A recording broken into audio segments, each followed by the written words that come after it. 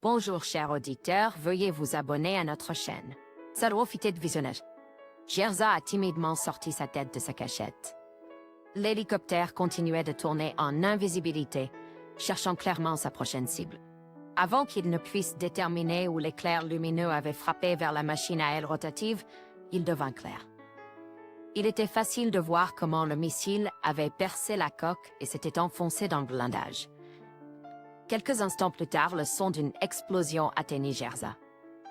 L'hélicoptère enflammé fut projeté contre le plateau rocheux, tournoyant plusieurs fois avant de glisser sur la pente, se brisant au contact des rochers. Finalement, la machine s'écrasa dans le ravin et l'écho d'une explosion assourdissante lui parvint. La question de savoir si le pilote avait survécu ne se posait pas. Un silence assourdissant suivit, mais Gerza savait que l'ennemi était à proximité, à l'affût. Il lança une petite pierre de côté. Immédiatement, un coup de feu retentit et une balle frappa à quelques mètres de là, éparpillant des éclats de roches. Cependant, le combattant réussit à discerner la source des tirs. À ce moment-là, un nuage recouvrit la lune, plongeant le plateau dans l'obscurité totale. Tel un serpent se faufilant entre les pierres, il s'approcha de l'ennemi, tapi, figé sur place, ressemblant étrangement à un vrai Gerza, avant une attaque mortelle. Dans sa main droite, il tenait un couteau tactique. Il aurait été facile, sans bruit, de tirer sur le bandit, mais Gerza voulait sentir le dernier souffle de l'ennemi, son âme qui s'en allait. Inspirant profondément l'air froid de la montagne, il se précipita rapidement vers l'homme allongé, le frappant mortellement en plein cœur. Le gangster n'eut pas le temps de comprendre quoi que ce soit et ne fit pratiquement aucune résistance. Après avoir maîtrisé le corps qui se débattait plusieurs fois, Gerza essuya le couteau sur la veste de l'ennemi et se tut. Silent. La lune réapparut, éclairant froidement le champ de bataille. Gerza pencha la tête et passa sa main sur son cou. Oui, il y avait du sang, mais sa tête ne lui faisait pas mal, ce qui signifiait que l'impact n'était qu'une égratignure, malgré les éraflures. Il se releva, ajusta son équipement, glissa sa main dans la poche de poitrine de sa veste et trouva la poignée texturée de son pistolet. Il remit le couteau à sa place et regarda autour de lui, s'orientant grâce au rocher légèrement recouvert de neige. Gerza descendit lentement la pente douce, bien que parfois raide. Le temps se détériorait et une bourrasque de vent froid souffla. Les nuages plombés cachaient la lune effrayée et une fine pluie agaçante commença à tomber. Enveloppé dans la brume humide, Gerza rabattit sa capuche sur sa tête et descendit lentement dans la vallée. Soudain, le temps qui se détériorait était opportun. Dans de telles conditions, les bandits étaient peu susceptibles de faire preuve d'une vigilance accrue.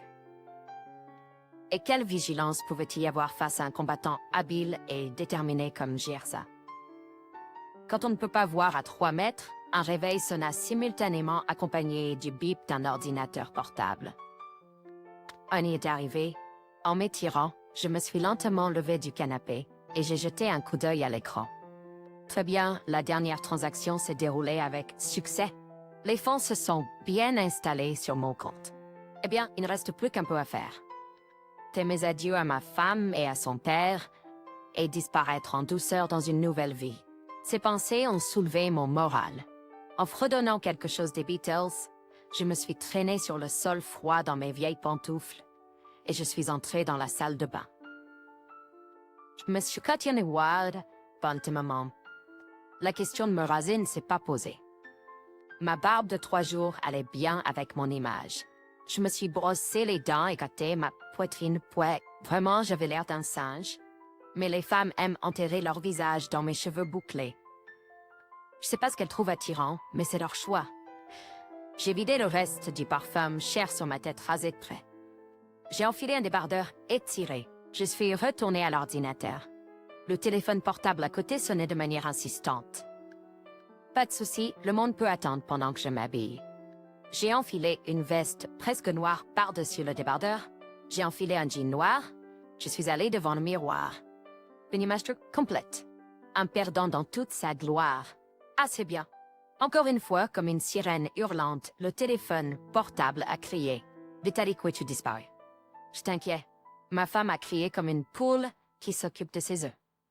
Une métaphore intéressante, reflétant pleinement l'essence de Larissa. Qu'est-ce qui s'est passé? Je me fiche vraiment d'elle. Dans 1 heure, il y a une réunion du conseil d'admin. Papa veut que tu soignes là? Des notes culpabilisantes se sont glissées dans la voix de Larissa. J'espère que tu n'as pas oublié que je ne travaille pas dans ton entreprise. Kate, j'ai même baillé. Elle est tellement prévisible. Chérie, je ne suis pas sérieuse. Larissa s'est précipitée pour bavarder, comme si elle avait peur que je raccroche. J'y réfléchirai. J'ai raccroché.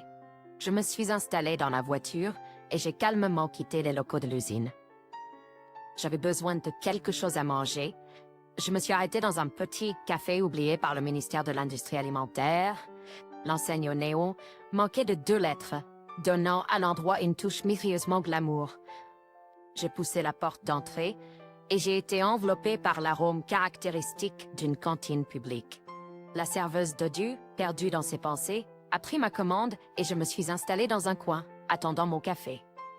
Mais avant que je puisse pleinement m'immerger dans l'ambiance, le téléphone ennuyeux a sonné. Talk. Une femme t'a appelé plusieurs fois? Elle a demandé ton numéro de portable. La secrétaire du département où j'ai travaillé avec dévouement jusqu'à récemment a parlé d'une voix bien modulée. Qui est cette femme? Quelles sont ses exigences? J'ai failli rire. Victoria Chukina. Elle dit c'est pour une affaire personnelle. Il y avait de la curiosité dans la voix de la secrétaire. Donne-lui mon portable. Mon humeur s'était gâtée. Le nom de famille de la femme ne signifiait rien pour moi, mais son prénom? En entrant dans l'école internat, je me suis retrouvée dans un monde vain. Le pays des merveilles. Un contre tous. J'étais battue à chaque occasion, sans soucier des raisons. Les nuits étaient particulièrement difficiles. J'avais vraiment peur de dormir. Ils organisaient souvent des séances sombres pour moi.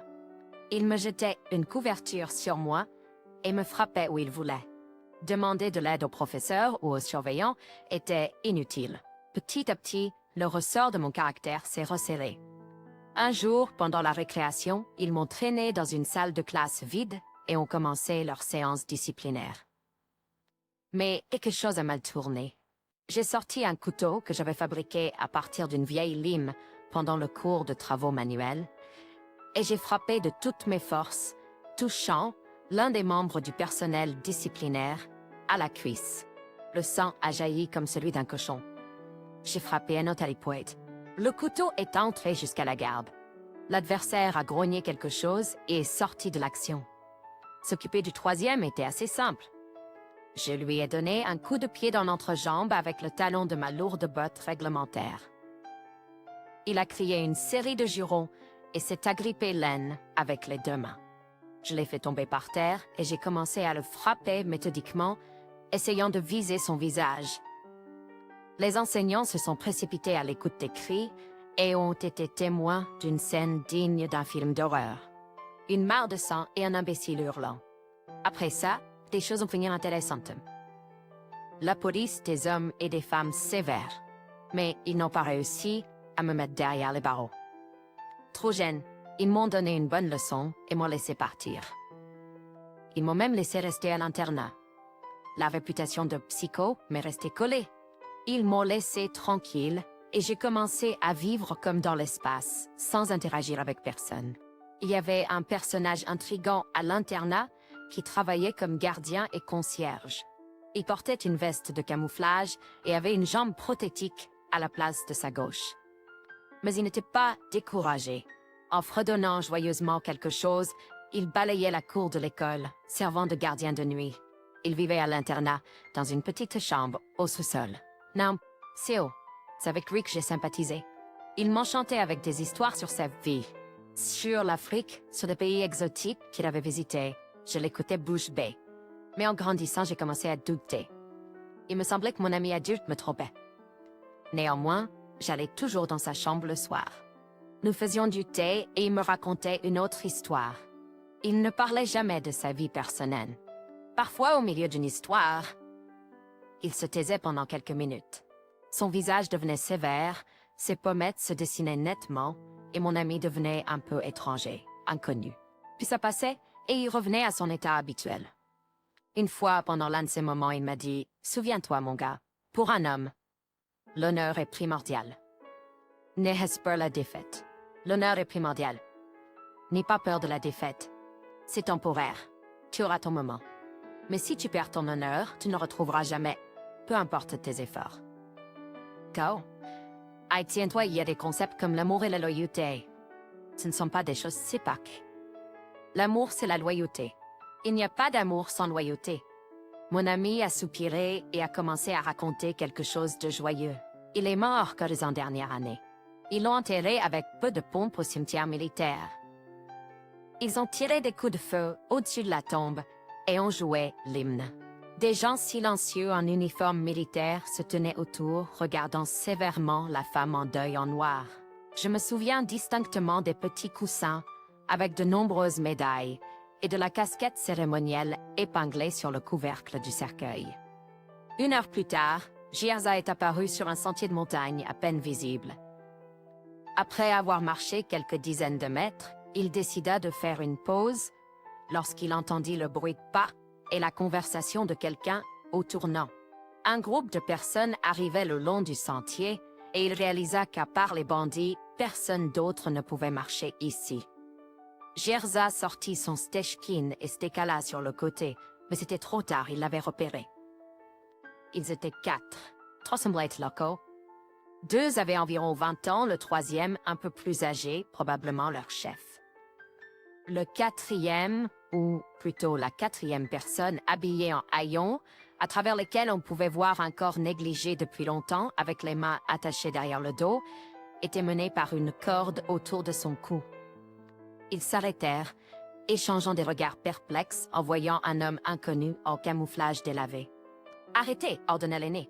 Il était à environ 5 mètres, se tenant avec son côté gauche face à Jirza, un fusil automatique contre sa poitrine. Les 2 autres se tenaient un peu plus en arrière, comptant clairement entièrement sur leur commandant. Jirza pressa la gâchette 2 fois. Les balles de 9 mm pénétrèrent le manteau du Moudjahid. Il fut projeté en arrière, lâchant son fusil qui s'écrasa contre les rochers. L'un des jeunes hommes se retourna et fut projeté sur le côté. Il tomba face contre terre sur le chemin piétonnier, étouffant dans son propre sang. La balle l'avait touché à la gorge. Jirza leva à nouveau son pistolet et tira plusieurs coups. Une des balles atteignit le Moudjahid entre les yeux. Jirza baissa son pistolet et chercha la femme attachée des yeux. « Viens ici » fit-il signe de la main droite qui tenait toujours le pistolet. « N'aie pas peur. » Elle s'approcha prudemment. Il était évident qu'elle tremblait de peur et de froid. Mais il semblait qu'elle avait plus peur de désobéir aux ordres. Jirza cacha le pistolet dans sa poche de veste et sortit un couteau. « Tourne-toi » dit-il, en coupant rapidement les cordes. « Qui es-tu » Elle recula, comme si elle s'attendait à un coup, et resta silencieuse.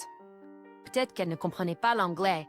« ta femme. » Mère n'avait pas du tout changé.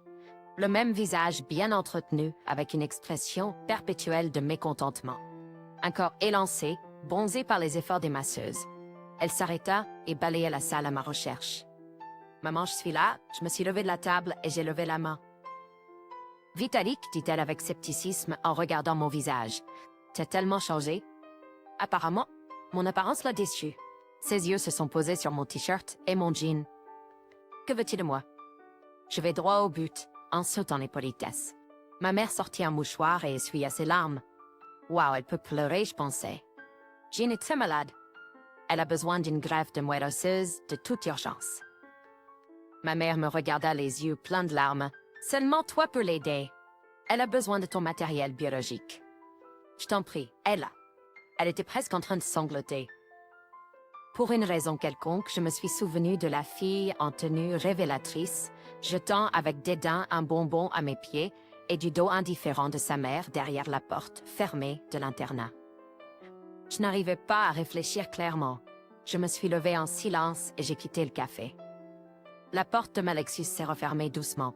L'expression choquée de ma mère, qui m'avait suivi dehors, était la dernière chose que j'ai vue dans le rétroviseur de ma voiture.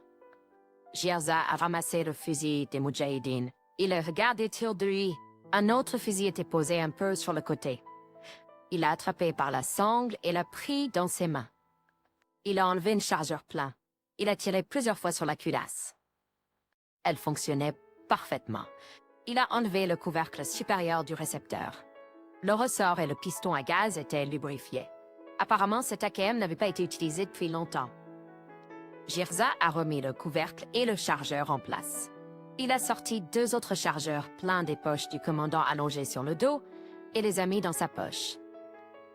Ça devrait suffire. Il a gardé la femme. Elle était assise, accroupie, effrayée de bouger. Jirza a sorti une barre de chocolat. Puis, après un moment de réflexion, il a pris une veste chaude à l'un des bandits et l'a jetée à la femme. Mettait-il, elle mit docilement la veste. Il devait partir rapidement. Des coups de feu dans les montagnes pouvaient être entendus de loin. Peut-être qu'un groupe d'hommes armés se précipitait là-bas pour se venger. Jirza a passé le fusil sur son épaule et a doucement poussé son compagnon réticent. « Allons-y !» Il pensait que les rebelles n'avaient probablement pas marché tout le chemin à pied. On a USB bref, ça venir à voiture. Cela signifie qu'il y a une route quelque part en dessous. Et très probablement, leur véhicule est également caché là-bas. Ils ont probablement acheté ou volé la femme et l'emmenaient dans leur village. Les coutumes ici sont simples à en devenir fou. La loi du plus fort prévaut ici, et celui qui a le fusil a raison. À Pénouilleux, il y a une strut. D'un côté, la route était pressée contre les falaises, tandis que de l'autre côté, le son d'une rivière de montagne résonnait depuis les profondeurs du canyon. À mesure qu'ils approchaient, une Toyota blanche avec des taches de rouille était garée près des falaises. Les portes étaient ouvertes et la clé était toujours dans le contact. Comme il se doit, qui craindrait le vol ici? Tout le monde est de la même famille, tout le monde se connaît. Jirza s'est affalé sur le siège avant, jetant le fusil à l'arrière. Il a ouvert la porte droite. Monté lui a fait signe. Il n'avait pas encore compris si elle comprenait l'anglais, mais elle a suivi correctement son ordre. La femme s'est docilement assise sur le siège avant. Jirza a démarré le moteur, a fait demi-tour et s'est dirigé vers ce qu'il croyait être un poste de contrôle gouvernemental militaire. Comptez qu'on nous, mais là, c'est que facile, c'est pas pressé d'allumer phare. La lune émergeait parfois de derrière les nuages, éclairant faiblement la route. La voiture avançait lentement. Il avait l'impression de ramper, prêt pour tout événement imprévu. Il n'est pas simple et amant. Peu à peu, l'aube a commencé à se lever. Au lieu de l'obscurité de la nuit, un brouillard gris collant enveloppait la route. Jirza a arrêté la voiture et a ouvert la porte, écoutant attentivement. Un chien aboyait quelque part plus loin. Il y a probablement un village là-bas. Habituellement, un poste de contrôle est situé à l'entrée. Il devait quitter la voiture et continuer à pied. Jirza a fait signe à la femme, lui indiquant qu'elle devait sortir de la voiture. Puis il a pris son fusil et a commencé à marcher le long de la route. Il n'a pas regardé en arrière. Sachant que la femme ne serait pas en retard, la visibilité était presque nulle et il a trébuché sur une dalle de béton qui traversait la route. De toute évidence, un poste de contrôle était devant lui. Il a crié quelquefois, hésitant à tirer. Qui sait? Il pourrait ouvrir le feu de manière imprudente. Quelqu'un lui a répondu dans la langue locale. Il se souvenait de quelques mots et a réussi à expliquer qui il était. 2 soldats sont apparus dans le brouillard, chacun armé de fusils. Jirza a posé son AKM sur le béton et a levé les mains. À ce moment-là, un bruit sourd a retenti derrière lui. Quelque chose de lourd et de chaud a frappé son dos. Pour Jirza, tout autour de lui a plongé dans une obscurité visqueuse et collante. Un coup a retenti à la porte du compartiment. Nous arrivons. La voix du contrôleur semblait résonner près de son oreille. Jirza a ouvert les yeux. Les banlieues d'une grande ville étaient déjà visibles par la fenêtre. Il était presque l'aube. Les gouttes de pluie, balayées par le vent et la vitesse, dansaient en cercle sur le verre. Il n'y avait personne d'autre dans le compartiment. Les autres passagers avaient probablement débarqué pendant la nuit. Jirza a plissé les yeux et a souri. Les portes du compartiment voisin se sont refermées bruyamment. Jirza s'est habillé tranquillement, a attaché sa jambe prothétique, a pris son sac de biens, a regardé autour de lui pour s'assurer qu'il n'avait rien oublié, et est sorti dans le couloir étroit du wagon-lit. Le train s'est lentement arrêté sous le toit en verre de la vieille gare. Enfin, avec un léger sursaut, il s'est immobilisé. Les contrôleurs ont rapidement abaissé les marches et essuyé les rampes. Les gens ont lentement commencé à sortir des wagons du train. Jirza est descendu sur le quai, se tenant aux rampes et boitant légèrement en se dirigeant vers la sortie.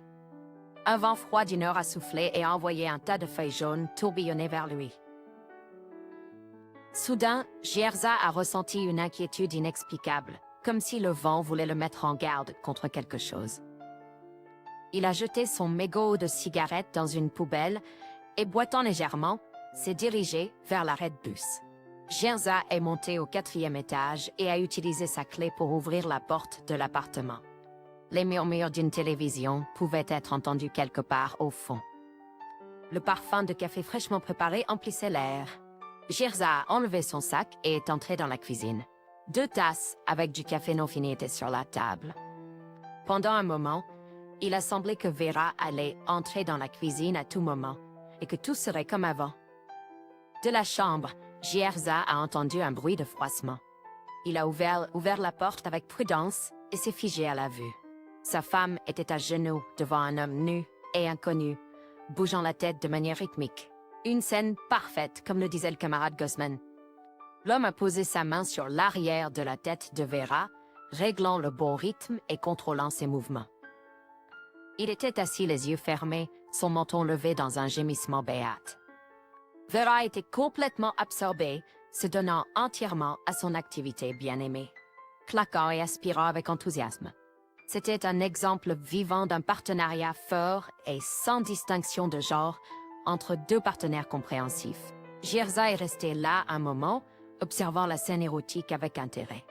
Puis il est retourné dans le couloir, a fouillé dans son sac, a sorti une grenade flashbang et s'est approché prudemment de la chambre. Il n'a pas hésité un instant. Il y avait des ennemis dans la chambre et ils devaient être traités comme tels. Jirza a allongé la mèche et a retiré la goupille. Il a légèrement ouvert la porte et a lancé la grenade vers le lit. Perdus dans leur extase auditive, les partenaires ne lui ont pas prêté attention. Jirza a réussi à refermer la porte juste à temps avant qu'un bruit assourdissant ne résonne, suivi d'un éclair aveuglant. Après un moment, un cri perçant d'homme pouvait être entendu. Quand Jirza est retourné dans la chambre, il a vu Vera allongée inconsciente sur le sol avec la dignité de son amant coupée dans sa bouche. Elle avait toujours de bonnes dents. Jirza a pensé avec une touche de fierté. L'amant lui-même, serrant son entrejambe ensanglantée avec ses mains, était recroquevillé près du lit, gémissant bruyamment. Inconscient de son environnement, il n'avait pas encore récupéré du choc de la douleur. Jirza, faisant attention à ne pas marcher sur les taches de sang, a ramassé les restes de la grenade et retourné dans le couloir, a récupéré une guitare dans le placard, un cadeau de sa mère, a attrapé son sac et a rapidement quitté l'appartement. Quand il est monté dans un taxi, il était sûr que personne ne l'avait vu. 6 mois après les funérailles de mon ami, j'ai été convoqué dans le bureau du directeur de l'orphelinat. Vicenti Pavlovitch a mâché ses lèvres pendant un long moment, puis s'est tourné vers un étranger assis à une petite table. Voici Vitalik, le directeur s'est levé et m'a laissé seul avec l'étranger. Eh bien bonjour, le fameux Vitalik. Tendu la main, la poignée de main était ferme et virile. On m'appelle, mais peu importe mon... L'homme a souri. Yura m'a demandé de te remettre ça. Il a sorti un étui à guitare de derrière la chaise, puis a posé un jeu de clés sur la table. Sont pour la moto et le garage. Voici le document. L'étranger a poussé un portefeuille en cuir vers moi. Tu t'embrouilleras. Puis, il a sorti une carte en plastique de sa poche poitrine. Ce sont des faux. Compte-les quand tu peux. Le code PIN est 4-1. L'homme s'est levé. Ne te chagrine pas, tout ira bien pour toi. Il m'a tapé sur l'épaule et a quitté le bureau. Quand je suis arrivé au bureau de la compagnie de mon beau-père, j'espérais ne pas être autorisé à entrer. J'ai été accueilli par le chef du département de sécurité lui-même qui m'a rapidement escorté jusqu'à la salle de conférence. En entrant, tout le groupe était déjà réuni. Mon beau-père m'a regardé avec désapprobation, mais n'a rien dit. J'ai pris place près du mur, affichant une attitude indifférente envers les personnes présentes. Après tout, je n'étais en aucun cas membre du conseil d'administration, Et jusqu'à présent, je n'avais aucune idée de ce qu'il voulait de moi. Le principal sujet de la réunion du conseil d'administration était le transfert de la gestion de l'entreprise à ma femme, Larissa. Son père conservait le contrôle de l'entreprise, mais lui cédait une partie des actions à sa fille. Personne ne tenait compte de moi. Mon opinion n'était pas prise en compte. Après un moment, tout le monde s'est dispersé, ne laissant que ma femme et mon beau-père. Vitalik, qu'il est temps de parler, mon beau-père est allé droit au but. Tu as vu que j'ai cédé l'entreprise à Larissa? Elle veut nommer Vadim comme directeur. Tu le connais, c'est son privilège. Elle veut divorcer de toi. Je sais que tu as 2 enfants, mais il n'y a rien à faire. Tu paieras une pension alimentaire et participeras à leur éducation du mieux que tu peux. Mon beau-père a regardé Larissa. Elle est restée silencieuse, ne tournant pas la tête dans ma direction. C'est donc comme ça. Très bien. Je pense pas qu'il y ait un problème pour élever les enfants.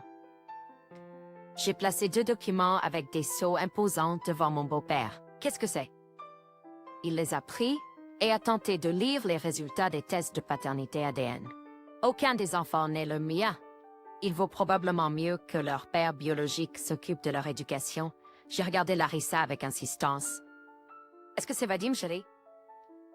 Elle a sursauté à la question et a rougi. J'ai demandé le divorce. Tu ne seras laissé avec rien, le cul à l'air. Mes avocats te saigneront à blanc comme une sangsue. Le joli visage de ma femme s'est tordu avec une grimace. Elle criait presque de colère, comme si elle attendait le bon moment. 2 jeunes hommes sont entrés dans la salle de conférence. Sont nos avocats, ils vont s'occuper du divorce. Mon beau-père essuya son front en sueur avec un mouchoir, comme s'il avait craint quelque chose tout ce temps. Mince, ils m'ont encerclé de tous les côtés. Monsieur Lerman, votre épouse a déposé une demande de divorce et de partage des biens. Si vous le souhaitez, vous pouvez inviter votre propre avocat. L'un des jeunes hommes sourit. Très bien, continue. Nous représentons les intérêts de votre femme dans son divorce contre vous. Nous avons pensé que peut-être nous pourrions parvenir à un règlement privé au lieu de nous battre devant les tribunaux. Êtes-vous absolument sûr de ne pas vouloir amener votre avocat? Pourquoi se donner la peine? Je n'ai aucune intention de contester quoi que ce soit, dis-je en regardant mon beau-père. Pauvre homme, il a commencé à transpirer. Comprends pas ce qu'il fait peur. L'avocat sortit un enregistreur vocal de sa mallette. Cela vous dérange-t-il si j'enregistre notre conversation? Cela ne me dérangeait pas, mais j'ai immédiatement appuyé sur le bouton d'un petit appareil dans ma poche. Déterminons vos actifs, monsieur Lerman, l'avocat regarda ma femme. Selon votre femme, vous avez 2 voitures, une moto, la maison où vous vivez avec votre femme et vos enfants, ainsi que des comptes bancaires. Alors, la moto et la maison étaient à moi avant le mariage. J'ai essayé de parler calmement. Nous en sommes conscients. Mais au fil des années de cohabitation, votre femme a contribué de l'argent pour la réparation de la moto et par conséquent, pour la maison. Il y a des documents correspondants. Pour cela, l'avocat m'a remis une pile d'eau ensuite. Oh, Larissa, elle a pensé à tout. Donc elle avait décidé de me tromper depuis longtemps. Le problème, c'est que ni la maison ni la moto ne m'appartiennent. Elles appartiennent à un ami. Je les utilise simplement. Votre femme croit que la maison et la moto vous appartiennent. Dis-moi, vous n'avez jamais prétendu le contraire au cours de vos années de vie commune. Ce qu'elle pense n'a pas beaucoup d'importance. J'ai pensé pendant presque 15 ans qu'elle m'aimait aussi. Et regardez où cela m'a mené. Cacher des actifs est un crime. L'avocat enleva ses lunettes et commença à les essuyer. Je suppose que vous avez vérifié la maison et la moto et confirmé qu'elles appartiennent à quelqu'un d'autre. Un ami à moi qui me permet gentiment de vivre dans sa maison et conduire sa moto. Pour le propriétaire. And ce n'est pas. Mais je vous déconseillerais de le déranger trop. Il est assez nerveux. J'ai regardé les avocats avec sympathie. Très bien, mais pouvez-vous confirmer la présence des voitures? L'avocat perdait son assurance devant mes yeux. Si ma chère épouse avait pris la peine de vérifier, elle aurait découvert que je ne possède pas une seule voiture. Elles appartiennent toutes à l'Association des vétérans des forces spéciales. Je les utilise et les entretiens simplement. Néanmoins, nous aimerions clarifier plus précisément à qui appartiennent vos voitures. Mes yeux se sont glacés. J'ai fixé l'avocat pendant un moment. Voulez-vous vraiment des réponses à vos questions? J'ai demandé froidement. La pièce est tombée en si là. L'avocat a regardé mon beau-père avec interrogation. Il semble que cet idiot soit trop emporté. Je ne conseillerais pas de s'immiscer dans l'association avec de telles questions. Et d'après ce patrie curieux, j'ai souri gentiment. Mon beau-père a baissé la tête regardant le sol. Il me semblait que Montaigne... Quelle chance. N'oubliez pas que notre conversation est enregistrée. Un des avocats a pris le dictaphone, a rembobiné la cassette et a appuyé lecture. Un bruit blanc est sorti du haut-parleur intégré. J'ai sorti une petite boîte de ma poche. C'est un appareil très pratique qui peut brouiller toutes les caméras et les micros dans un rayon de 50 mètres. J'ai trouvé ça amusant et j'ai regardé Larissa. « Tu n'obtiendras rien, ma chère, ai-je dit. Je ne me précipiterai pas au tribunal à ta place. Il me reste encore une petite parcelle d'amour pour toi, mais si j'étais à ta place, j'éviterais de recroiser mon chemin. » J'ai regardé mon beau-père en sueur. « Je m'en vais et je vous recommande de me laisser tranquille. Ne vous créez pas de problème. » Je me suis levée et je me suis dirigée vers la sortie. Mais en m'approchant de la porte, 2 agents de sécurité sont intervenus. Pour une raison quelconque, je n'étais surpris. La vie n'apprend rien aux idiots. Avant que quiconque puisse réagir, 2 jeunes gardes se sont effondrés presque simultanément, renversant au passage une paire de chaises. Qui d'autre veut prendre le risque? J'ai balayé du regard ceux qui m'entouraient. Il semblait que personne n'était pressé. Voyant le regard surpris et choqué de Larissa, je me suis rapidement dirigée vers les ascenseurs. Idiot, je pensais à moi-même.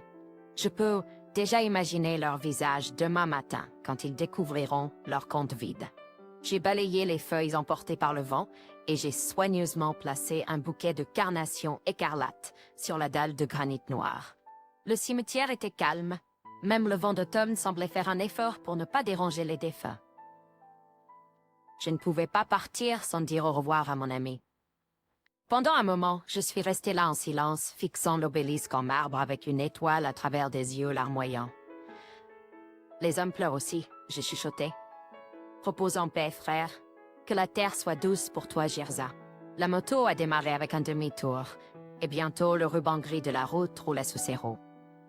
Les champs fraîchement récoltés et la forêt verte avec des taches de feuilles rouges et jaunes ont défilé de chaque côté. Je savais exactement où je me dirigeais. Le chemin était vers le soleil. Un don de 10 millions de dollars a été fait à la clinique d'oncologie pour enfants républicains. Le nom du sponsor n'a pas pu être déterminé. Si vous avez apprécié cette histoire, veuillez aimer et laisser un commentaire. C'est important pour nous et cela aidera à promouvoir cette vidéo. Merci de nous avoir regardés.